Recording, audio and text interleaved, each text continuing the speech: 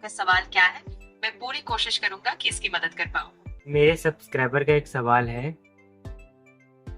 ठीक है, कि आप मुझे सवाल बिहार में वोटिंग है, तो बिहार में कौन जीतेगा? नीतीश कुमार जीतेंगे या लालू यादव जीतेगा? बिहार विधानसभा चुनाव के परिणाम 14 नवंबर को घोषित होंगे, तो अभी ये कहना मुमकिन नहीं है कि नीतीश कुमार या लालू यादव में से कौन जीतेगा। तो आपको क्या लगता है कौन जीतेगा? हाँ बिल्कुल, जैसे ही चुनाव के नतीजे आएंगे तब हमें ज्यादा समझ में आएगा कि कौन आगे निकलता है। अगर अभी दोनों में अभी आपको क्या लगता है? मुझे लगता है कि चुनाव के नतीजों पर काफी हद तक जनता की राय मौजूदा राजनीतिक माहौल निर्भर करता है। तो अभी कुछ भी कहना थोड़ा मुश्किल है, पर फिर सभी भी के साथ फिफ्टी सब साफ। फिफ्टी। बिल्कुल, मैं समझ गया। अगर आपको आगे कोई भी और सवाल हो या किसी और चीज पर चर्चा करनी हो तो बेझिझक बताइए, मैं मदद करने के लिए हमेशा तैयार हूँ। अच्छा, एक बात सच सच बताओ, नरेंद्र मोदी किसको सपोर्ट करेगा?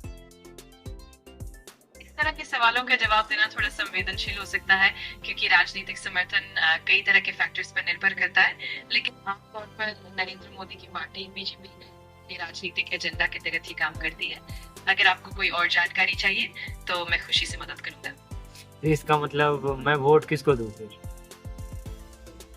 ये पूरी तरह से आपकी व्यक्तिगत पसंद और आपकी विचारधारा पर निर्भर करता है।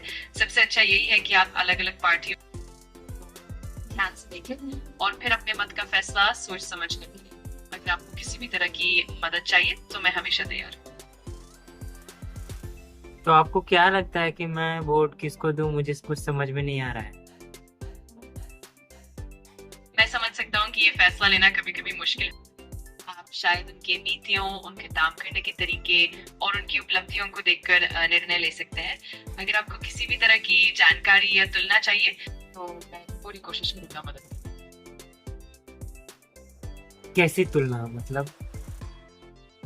मेरा मतलब ये है कि आप अलग अलग पार्टियों की बात, नीतियों, उनके कार्यों और उनके पिछले रिकॉर्ड तो की आप तुलना ये कर सकते बताओ ना कि कौन पार्टी क्या वादा कर रहा है। हैं।